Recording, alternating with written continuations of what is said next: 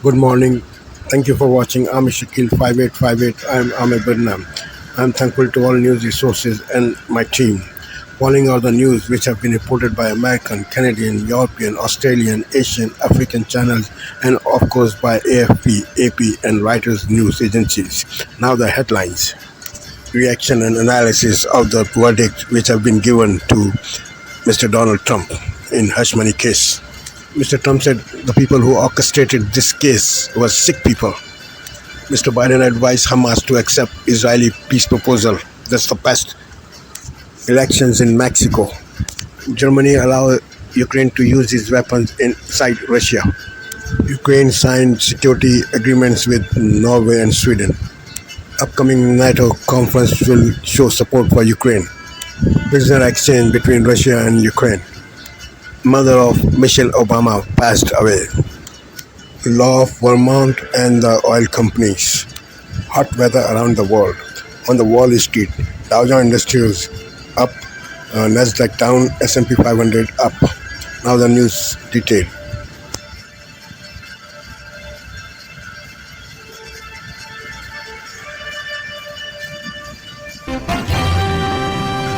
Good evening, I'm Amna Nawaz. And I'm Jeff Bennett. On the NewsHour tonight, reaction and analysis of the historic guilty verdict in Donald Trump's criminal hush money trial, as the former president rails against his conviction. If they can do this to me, they can do this to anyone. These are bad people. These are, in many cases, I believe, sick people. President Biden calls on Hamas to accept Israel's latest ceasefire proposal. And a preview of Mexico's election after a violent and polarized campaign season comes to a close.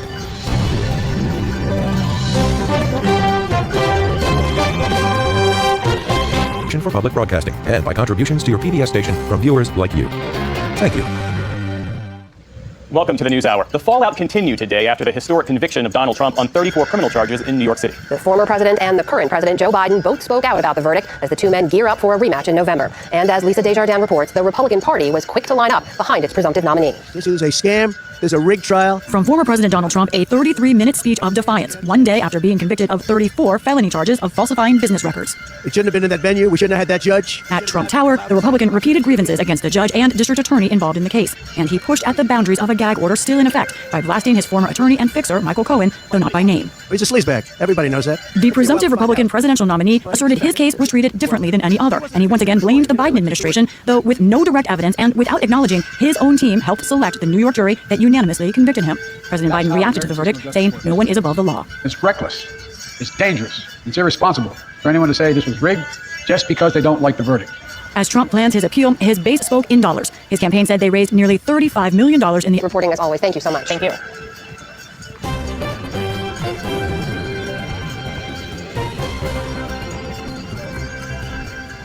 President Biden today detailed a proposal that would release Israeli hostages in Gaza in exchange for a ceasefire. The president called on Hamas to accept the deal and said it would lead to the end of the war in Gaza.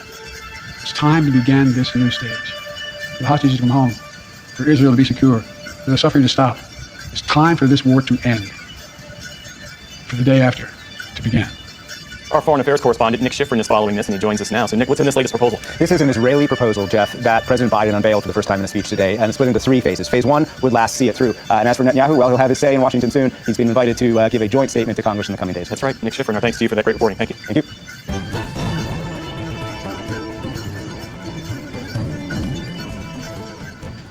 In the day's other headlines, Germany has given Ukraine the green light to use long-range weapons supplied by Berlin on targets inside Russia. The Biden administration gave a similar approval yesterday. In both instances, the use of the weapons is limited to defending against Russian attacks on the border region of Kharkiv.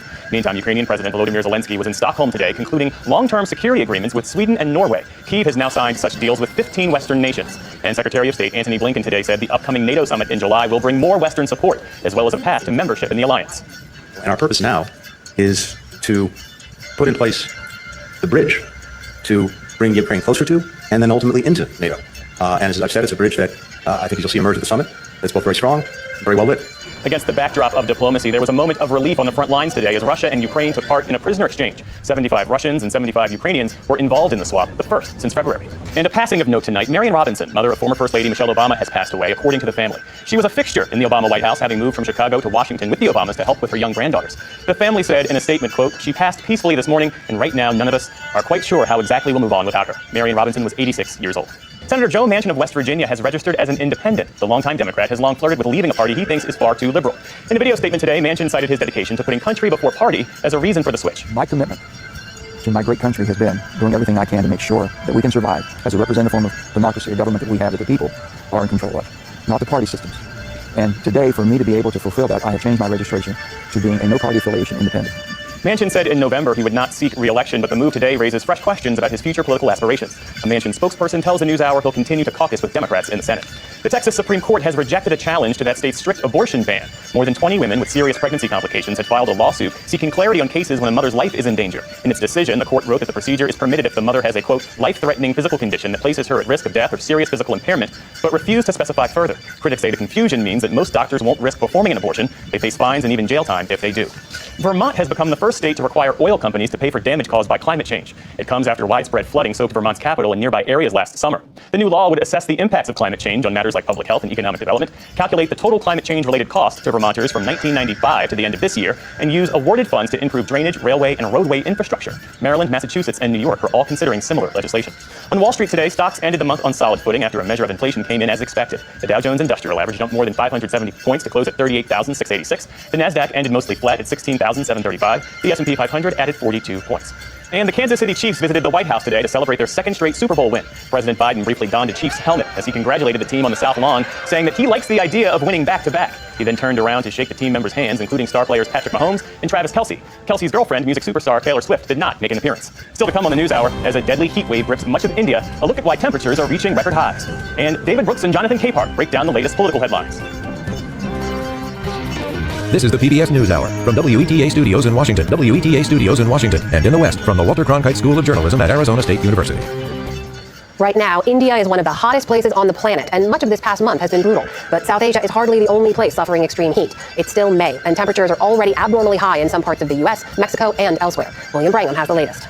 Temperatures in India's capital, New Delhi, where 35 million people live, reached 122 degrees Fahrenheit this week. It's driving reports of heat-related deaths and illnesses across the country. At night, the temperatures are still well over 90 degrees. At the same time, New Delhi is also dealing with a critical water shortage. Residents are struggling day to day. I keep myself hydrated. I drink water, lemon water, and protect my head with a piece of cloth. I sit in the shade and drink buttermilk to benefit. Otherwise, it is too hot out here. Because of heat, our conditions have gone from bad to worse. There's no relief, even from shade sometimes. I have to drink 5-6 liters of water every day in the afternoon. Across the world in Mexico, where there's a drought as well, howler monkeys have been dying off in 100-degree plus heat. Here in the U.S., Miami just recorded its hottest May on record, with temperatures in the 90s and a heat index approaching 110. They're expecting triple digits in Phoenix this weekend. To help us understand more about what's driving this, we are joined by Andrew Pershing. He is the Director of Climate Science at Climate Central. Andrew, thank you so much for being here. First off, what is driving this? Is this as simple as global... Before we go tonight, a note of thanks to a dear member of our NewsHour team. Our lighting director, Charlie Ide, the man responsible for making sure this show looks as good as it does every night, is retiring today after a remarkable 43-year career here at the NewsHour and the station WETA. Charlie began here in 1980, working with everyone from Cokie Roberts to Jim Lehrer to, of course, Gwen Ifill and Judy Woodruff. Over the years, Charlie has worked on countless WETA shows, from breaking news to election nights and, of course, on Washington Week and the NewsHour. But here is what you don't get to see. Charlie has also been our unofficial DJ, playing everything from classic rock to hip-hop as we leave the studio every night. That's right. He's also officially the best-dressed team member with one of the most impressive sneaker collections I've ever seen. Charlie, as you step into retirement, we wish you and your wife, Sarah, nothing but the best. Your legacy will continue to shine brightly here at the NewsHour, friend. There go those sneakers. Charlie, thank you for making everything that we do better and brighter, and for always making us smile. We will miss you so.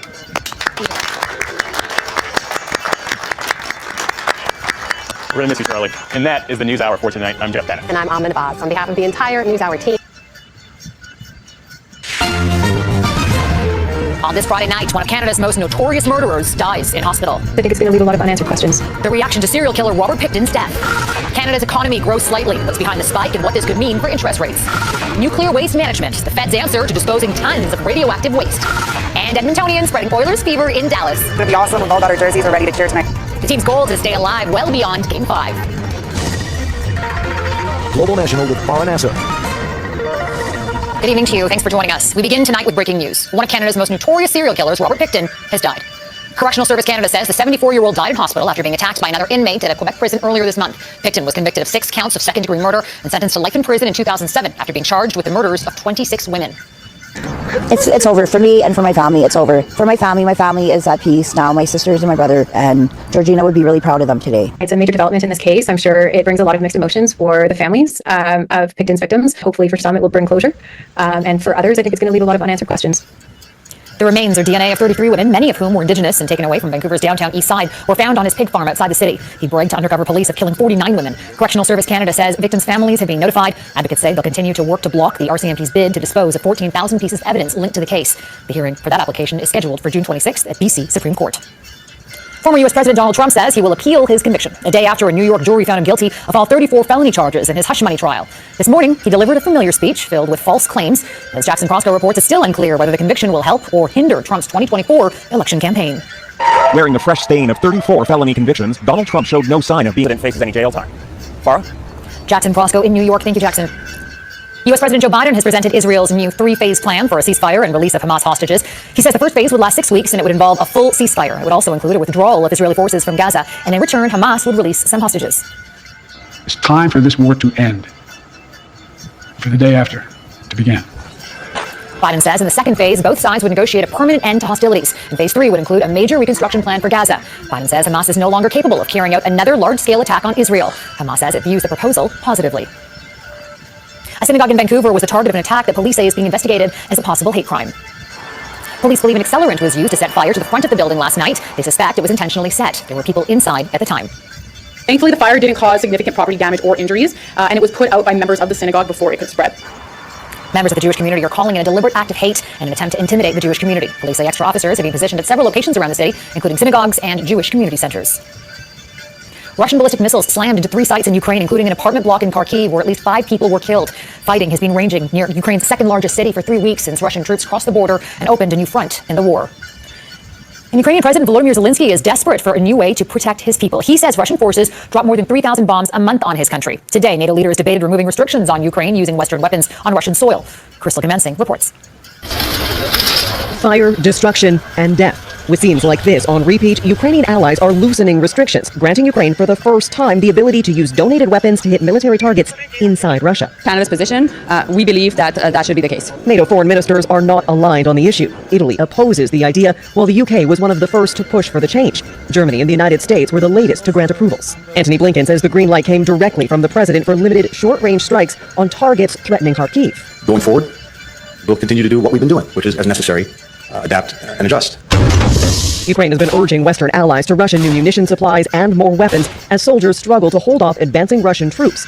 Russia accuses NATO of provoking a new level of tension. The head of the Defensive Military Alliance offered this rebuke in 5 words. Self-defense is not escalation. Allies, he says, have provided 40 billion euros worth of military support each year to Ukraine since Russia launched the full-scale invasion in February of 2022. That level of support, he urged, must continue. Only together we can stop the madness from Moscow. We must get this job done as soon as possible. In Sweden, for the signing of 3 bilateral security agreements, the Ukrainian president is also looking for new partnerships on air defense and weapons production. 2 major asks that will be top of the agenda at the NATO summit in Washington in July. Crystal Commencing, Global News, London. There were some terrifying moments in the German city of Mannheim today as an anti-Islam group prepared for a rally. A violent attack was captured on video, and you might find it disturbing, and we're only showing part of it.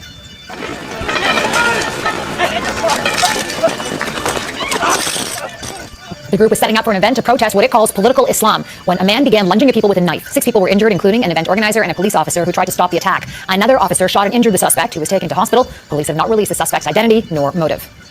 The Canadian economy has managed to keep growing in the first quarter of 2024, but at a slower pace than expected. Statistics Canada released the latest GDP numbers this morning as the country holds its breath for next Wednesday's interest rate decision from the Bank of Canada. Anne Gaviola joins us now, and we'll have more on the Bank of Canada in a moment. I know a lot of people are wondering about that. But first, break down the latest numbers for us. What do they tell us? This latest snapshot of GDP tells us that Canada's economic growth in the first quarter was an annualized 1.7%. What we saw is an uptick in household spending that helped fuel growth, according to Statistics Canada. The agency says consumers spent more on services in the quarter, especially rents, telecom, and air travel. And Canadians were also saving more. The household savings rate hit 7%. That's the highest level in 2 years. For context, Farah, even though 1.7% growth in Q1 sounds good, when you break that down to real GDP per capita, and you have to remember we have a rapidly growing population, it actually works out to declining GDP per person in a string of declining quarters, according to RBC. And let's turn to next week's highly anticipated update. So how do these latest numbers factor into the central bank's interest rate decision? Today's data gives us a strengthened case for a possible interest rate cut by the Bank of Canada on Wednesday. This report is the final piece of economic data ahead of the central bank's interest rate decision set for June 5th. And data from Reuters news agency shows financial markets estimate an 80% likelihood of a 25 basis point rate cut in June. But Bay Street economists remain divided. Some suggest the central bank could use next week's announcement to tee up a rate cut for July, keeping its benchmark interest rate at 5% for a little while longer. Now, either way, we are likely to see the central bank's first cut since 2020 this summer. And when and if that happens, it will be welcome financial relief for many household budgets. Farah? Certainly will. And Gaviola in Toronto. Thank you, Anne. Running on empty. Coming up, how water levels in the Northwest Territories are reaching historic lows.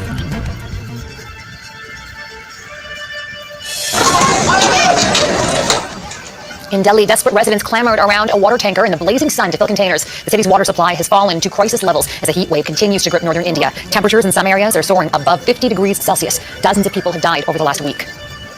Here in Canada, a years-long drought is also weighing heavy on the Northwest Territories. Aside from the heightened risk of wildfires, historically dry conditions are dramatically altering sources of water throughout the territory. Emptied lakes and rivers are becoming worryingly common sights. And as Heather Yorks West explains, that's bringing more challenges and more uncertainty to remote communities that rely on that water.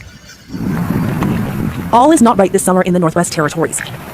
These muddy footsteps tell the tale. That's because ordinarily, this expanse of puddles and mud is a part of Great Slave Lake known as Yellowknife Bay. But right now, much of the water here is gone. The water levels on this lake, one of the largest lakes in the country in North America, is the lowest that it's ever been on record. The source of the problem is south. This is Alexander Falls near Hay River. Some water is moving, but because of a multi-year drought both here and in northern Alberta, it's a fraction of its usual flow. Ominously dry, especially as the shallow river trickles past areas devastated by last year's fires. Normally the barge system would have this travel up to Toledo and then Norman Wells. The river is also a major transportation corridor. It's how several remote communities receive summer supplies. Places like Norman Wells depend on barges to deliver fuel and groceries. But this year, the barge system had to be shut down. Unfortunately, the drought-like conditions and the low water wouldn't even allow us to get past Port Providence. If everything's going to have to be flown in this coming summer, that means the prices are going to get even higher. One estimate was 200 to 300% higher at the grocery store. And this is Fur Crescent in Hay River. 2 years ago, water levels were at record highs. Hay River was hit with a flood. Last year, fires had thousands fleeing from their homes. Because of climate change, we've seen these fluctuations that we've never seen before. And the north is warming up much faster than other areas across the globe, forcing northern communities to navigate a future unlike anything seen before. Heather Yorks West, Global News, Calgary. Canadians who missed out on the Northern Lights display earlier this month may get another chance tonight as the same solar storm has rotated back to face Earth. Skywatchers should expect a more subdued light show, though, this time. And you have a far better chance of seeing the auroras if you're further north and away from light pollution. That's because the geomagnetic storm is less intense now after traversing the far side of the sun. The U.S. National Oceanic and Atmospheric Administration categorized it earlier this month as a severe G4. It's now a moderate G2. Disposal dilemma ahead, weighing Canada's options for dealing with stockpiles of nuclear waste.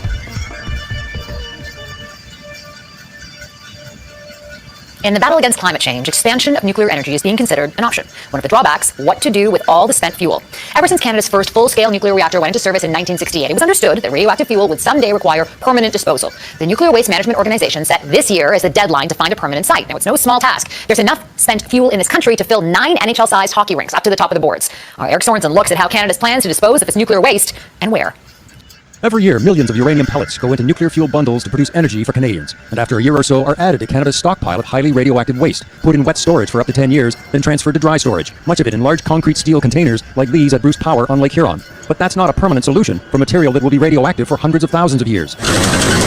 The federal government wants to bury it. At drill sites in northern and southern Ontario, the Nuclear Waste Management Organization has determined that ancient Canadian rock deep underground would be safe. We actually would expect the copper would not corrode. They've spent years engineering a multi-barrier system, copper-covered containers that can withstand the next ice age, to be encased in impermeable clay and tested in rooms like those to be built deep underground. Redundant barriers are to ensure safety. Hundreds of radioactive pellets inside each zirconium bundle, 48 bundles per carbon steel container, placed inside dense bentonite boxes. That's done in facilities above ground. The waste would then be taken down by elevator at least half a kilometer to a massive repository, 2 kilometers by 3 kilometers, with hundreds of placement rooms. Down here, the containers would be moved by robots into storage. There'll be space for up to 125,000 clay coffins, stacked and sealed off, the radioactivity left to decay for thousands of years. Essentially indefinitely. I mean, this is meant to be a permanent solution. But where to build it? Canada's used nuclear fuel is stored from Manitoba to New Brunswick. 90% of it sits at Ontario's big 3 nuclear plants, Bruce, Pickering, and Darlington. The Nuclear Waste Management Organization has narrowed potential permanent sites to near Ignace in northern Ontario and South Bruce in southern Ontario. Canada's plan will only proceed in an area with informed and willing hosts. Willing hosts must also include the Indigenous nations in each area. The Saugeen and Ojibwe were never consulted when nuclear power was first developed on their land along Lake Huron. Our nations never asked for this, and now we're at the table, and now we're able to have a say. An historic decision for Indigenous and non-Indigenous people. Decades of jobs and economic incentives on one hand. It's certainly going to be a boom for the town. The stigma and perceived risks on the other. They're going to give us all their contaminated crap. In our next report, will any community say yes to a permanent home for Canada's nuclear waste? Eric Sorensen, Global News, Teeswater, Ontario. Edmonton's run for the cup. Next, we go to Dallas ahead of Game 5. Pandemonium is building in the Lone Star State as the Edmonton Oilers take on the Dallas Stars in Game 5 of the Western Conference Finals. The Oilers could have a bit of a bounce in their step tonight after the Stars blew an early 2-goal advantage in Game 4. Slav Kornick is at the American Airlines Center in Dallas. Slav, you found some Canadian fans in the arena. Yeah, we've seen a few Oiler fans already. We actually talked to a family on our way here to Dallas. They were on the same plane as us. They're coming to tonight's game, Game 5 between the Dallas Stars and the Edmonton Oilers. And we also found a big group of Oiler fans here at the American Airlines Center. They're not only coming to Game 5, they were at the pregame skate earlier today as their favorite team was on the ice. It's going to be amazing. It's my first time to Dallas, but also my first time watching the game this late in the season, so it's going to be pretty cool. I think the energy is going to be awesome, and we're excited to cheer for the Oilers. We've all got our jerseys. We're ready to cheer tonight and support our team. So Oiler fans obviously very excited. Their team just 2 wins away from getting to their first Stanley Cup final in 18 years. How are Edmonton's chances tonight?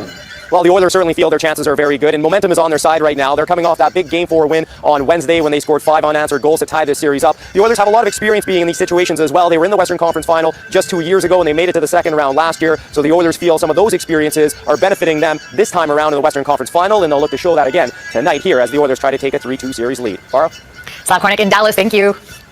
And that's Global National for this Friday night. I'm Farah Nasser, and on behalf of our whole crew here, I want to thank you so much for spending part of your Friday evening with us. Tonight's Your Canada is Kathleen Lake in Kluane National Park and Reserve in southwestern Yukon. We love seeing your Canada, so please keep emailing us those photos to viewers at globalnational.com. Neetu Garcha will be with you tomorrow on the anchor desk until Monday. Take care of yourselves and take care of each other. Good night.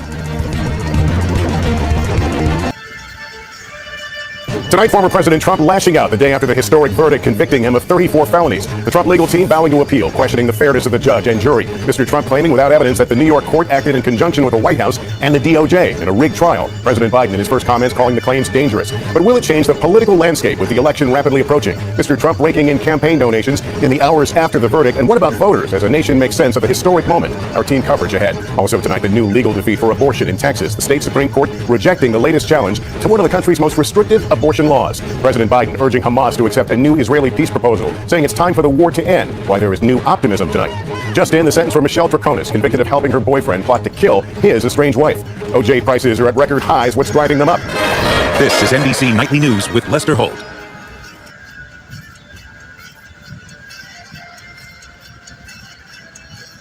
We go now to the author of the book, Get Trump, Harvard law professor Alan Dershowitz, Fox News legal analyst. Greg Jarrett is with us. Greg, let me start with you. Let me start with the question of what is next. What should be next? If you're advising the Trump legal team, what would you advise them? What would the next steps be as we head into this July 11th sentencing?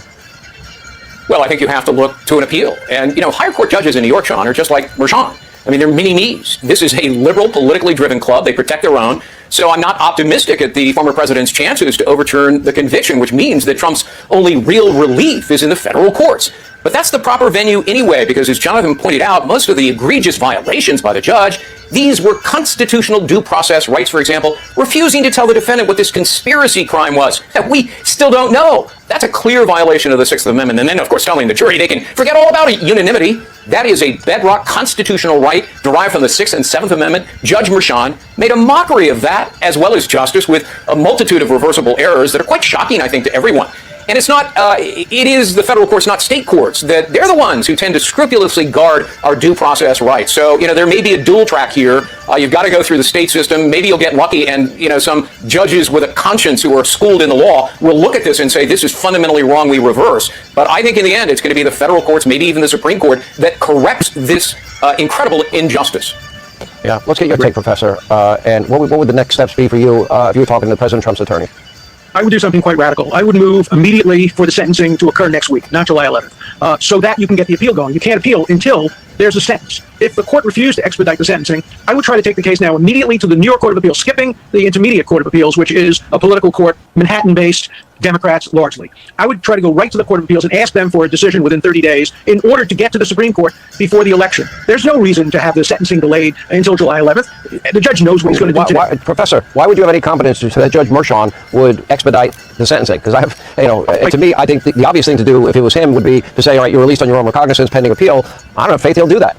No, that's not the point. The point is to impose the sentence now so that there can be an appeal. If the judge refuses, as he would, take the case to the Court of Appeals and say, Your Honors, we want the sentencing to be done now so we can appeal. If the judge refuses to allow the sentencing to impose, Your Honors, let us appeal now. We're not going to appeal necessarily the sentencing now. We're going to appeal the conviction. So I would do everything to expedite this. Timing is everything. Very dangerous times for a constitutional republic. Very dangerous. Thank you both. Greg, thank you. But it was fun being on Fox Nation with you yesterday. And Professor, thank you. Hey, Sean Hannity here. Hey, click here to subscribe to Fox News YouTube page and catch our hottest interviews and most. Tonight, a notorious serial killer is dead. Robert Pickton loses his life after a violent attack behind bars. The pig farmer who preyed on dozens of women. He suffered at the end, in my view, has suffered enough. And the families whose pain lives on. What a historic verdict means for Donald Trump and the race for the White House. If they can do this to me, they can do this to anyone. It's reckless. It's dangerous. Plus new economic numbers that might add up to a lower interest rate. The Bank of Canada probably has a green light to start cutting. I realized that maybe I had a shot at winning, and I did. Also, a major victory, one letter at a time. Abseil. ABSEIL. And looking for the lights. We might have some northern lights visible throughout Canada. The forecast on where to see stunning images in the night sky.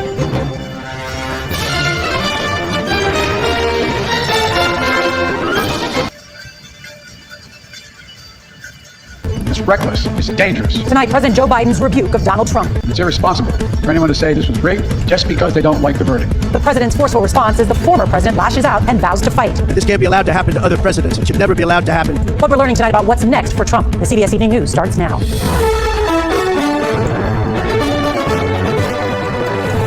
The President of the United States breaks his silence on the historic guilty verdict against his predecessor. Good evening, I'm Nora O'Donnell, and thank you for being with us. President Biden said no one is above the law a day after former President Trump was convicted on state charges in New York, 34 counts of falsifying business records to cover up his relationship with an adult film star. It's a sharp contrast with Donald Trump's angry and rambling off-the-cuff remarks today, where he called the system rigged, the trial a scam, and the judge a devil. Well, tonight Trump is leaving New York for his country club in Bedminster, New Jersey, but the fallout from the monumental verdict in Manhattan courtroom is just starting to be felt. CBS's chief election and campaign correspondent Robert Costa shows us how both the president and the former president are reacting. It's reckless. It's dangerous. It's irresponsible for anyone to say this was rigged just because they don't like the verdict. Today, an extraordinary moment in American history. President Biden sharply rebuking his predecessor's response to being convicted by a jury. Tonight, the political fallout over Donald Trump's historic conviction. November 5th is the most important day in the history of our country. The former president on offense as he lays out his grievances about the 34-count conviction in his hush money trial. What he plans to do next, and we're also going to speak to one Republican member of the House who says investigating the conduct of the trial itself should be at the top of Congress's priority list. Plus, from the surgeon standpoint, we're trained, having seen trauma in our training and practice, to sometimes put aside the life story of a patient and not be attached to their death or their suffering. Here, it's completely different. I've become attached to every single patient. They are American men and women who ran into the war in Gaza. In tonight's Prime Focus, we bring you the distressing first-hand accounts of what these doctors saw, heard, and experienced on the ground. And they are sisters coming together, celebrating a part of their Jewish heritage, all while helping to advance social justice and racial equity issues nationwide. We bring you the Challah Back Girls from the kitchen where it all started. Good evening, I'm Phil Lipoff in tonight for Lindsay Davis. Thanks so much for streaming with us. We are following those stories and much more, including President Biden saying it is time to end the war, revealing to the world the offer that's been made to Hamas to try to get this. Tonight, breaking news for the first time, President Biden on Donald Trump's guilty verdict and Donald Trump's fury today at Trump Tower. Also tonight, the deadly explosion at that bank and apartment building. New images tonight, one of the victims being rescued. And what you might not remember from 9/11, 2 pilots in the air, 2 fighter jets, and what they were willing to do. First, former President Donald Trump railing against his conviction on 34 felony counts. Trump attacking the judge today, who will decide his fate, the judge who will sentence Trump in just weeks. And tonight, President Biden making his first comments on the verdict and what he said about those jurors. Also, President Biden saying it is time to end the war, revealing to the world today the offer that's been made to Hamas to try to get a ceasefire, to try to get the hostages out, and what Israel and Hamas are now indicating. Tonight, a retired 4-star Navy admiral charged with bribery, what he's accused of doing. That harrowing new body camera video just moments after a deadly explosion in a 13-story building with that bank and apartments. You will see firefighters carrying a woman up a ladder to get her out. The dramatic scene in court, the woman sentenced for helping her boyfriend kill his wife, a mother of 4, and dispose of the evidence. The mother's children speaking out for the first time their message to the woman who helped take their mother's life. The actor from General Hospital shot and killed, and tonight for the first time, the friend who was right there and who witnessed the horror, her interview here tonight. We're tracking severe storms and flash flooding from Texas to Colorado, the system then moving east. Multiple states this weekend, possible tornadoes, damaging winds, and we'll track it. Crowning a new spelling bee champion tonight. Could you spell several words in just a matter of seconds? Senna. SEINIPH. Voussoir. VOUSSOIR. It's only the second time they've had to do this. And America strong tonight. The Air Force Lieutenant General, father and husband, and what he was willing to do on 9/11. He was in the air on that fateful day, and what he and one other pilot were ready to do. From ABC News World Headquarters in New York.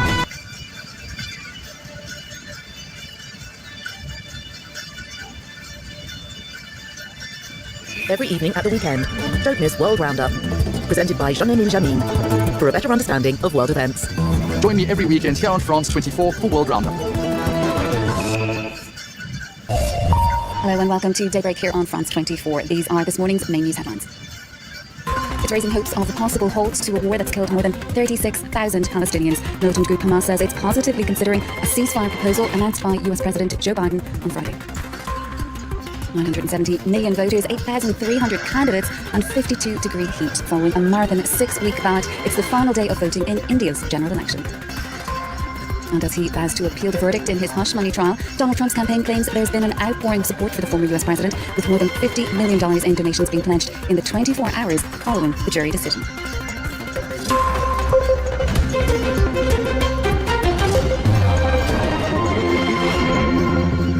First this hour, the address came after repeated stalled attempts to agree a pathway towards ending the war in Gaza. US President Joe Biden has laid out a 3-phase Israeli proposal for a ceasefire in return for the release of the hostages still being held captive by Hamas. The militant group said it's considering the proposal positively and constructively. Meanwhile, the Israeli Prime Minister's office said Benjamin Netanyahu had authorized his negotiating team to present the deal while insisting that the war would not end until all of Israel's goals were met. With the latest, here's Jenny Shin.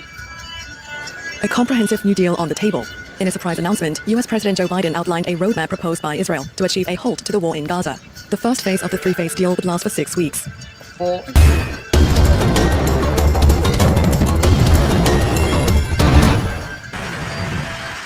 Nairobi, Kenya hosted the 59th annual meetings of the African Development Bank AFDB. High on the agenda was a reform of the global financial architecture to take into account climate-related challenges. The AFDB says that African countries should mobilize $213 billion annually from the private sector to bridge the climate financing gap by 2030. This is a priority for the bank's outgoing chairman. Well, I think it's very important that we realize that the world we are in, we are custodians of it, not for ourselves, but for the future generations that are coming. And that future generation, they already hit 177 million. From 15 to 35. We have to make sure that we are able to build climate resilience for Africa. We also have to make sure that we make the young people part of the solution, not just people others.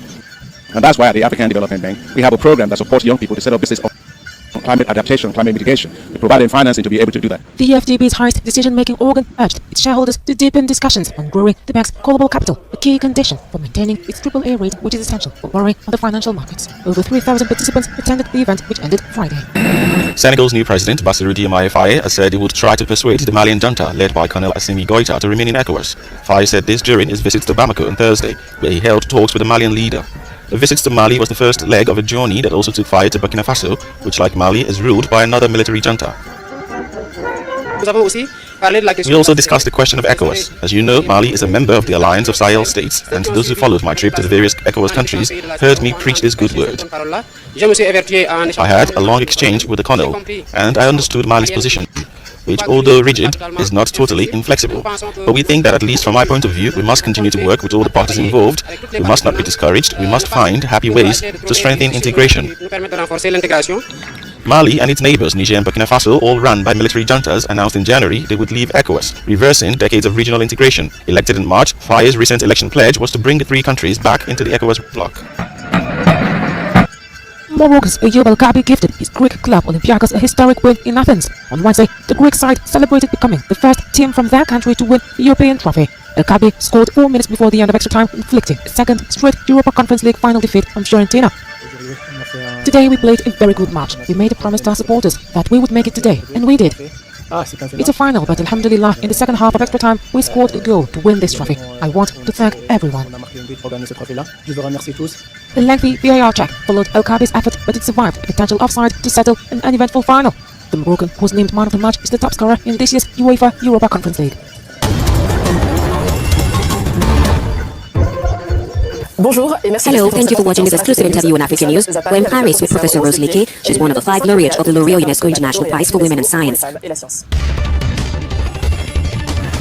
Professor Rose Leakey, first of all, congratulations. Tell us about your award and what it means to you. Thank you very much, and thanks for this interview. This L'Oréal UNESCO International Awards for Women in Science, it's very important. And for L'Oréal to put this, we're really grateful to L'Oréal UNESCO.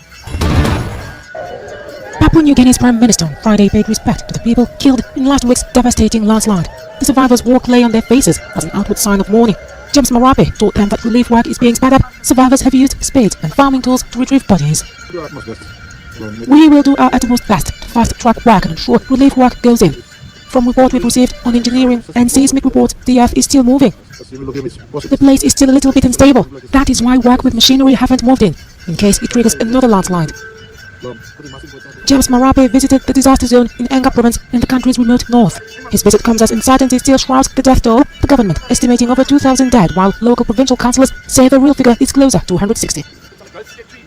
The leader of South Africa's main opposition party, the Democratic Alliance, said on Friday that breaking the ruling ANC's majority is the way to rescue the country. Steenhuisen's reaction came as 60% of the votes had been counted, with the ANC holding just under 42%. Well, look, I think it's a very good day for South Africa. When I said tomorrow's a better country, well, today is a better country. We said for the last 6 years that the way to rescue South Africa is to break the ANC's majority. We've done it. They're going to end up in the low 40s. And that obviously opens up a whole new universe for politics in South Africa. The DA held more than 20% of the vote early Friday, with other major contenders, the K Party and the EFF Party, both holding around 10%. Will Smith and Martin Lawrence have reunited for the 4th installment of the Bad Boys franchise, with Bad Boys Ride or Die. The pair walked the red carpet in Los Angeles on Thursday, where Smith spoke about how the sequel parallels the actors' lives. Humanity to every story.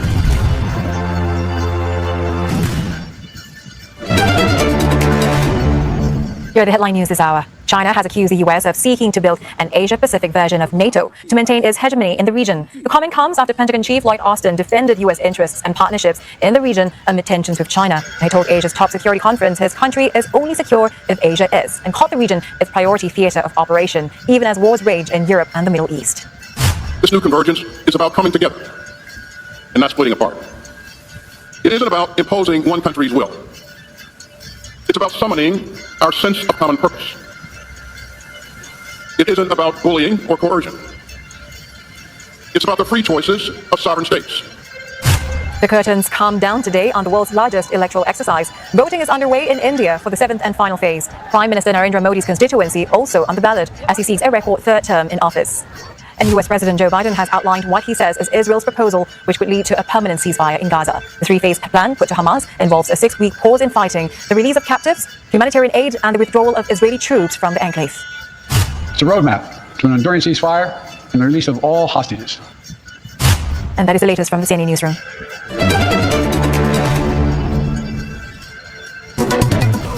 That can be difficult. Sing the chorus.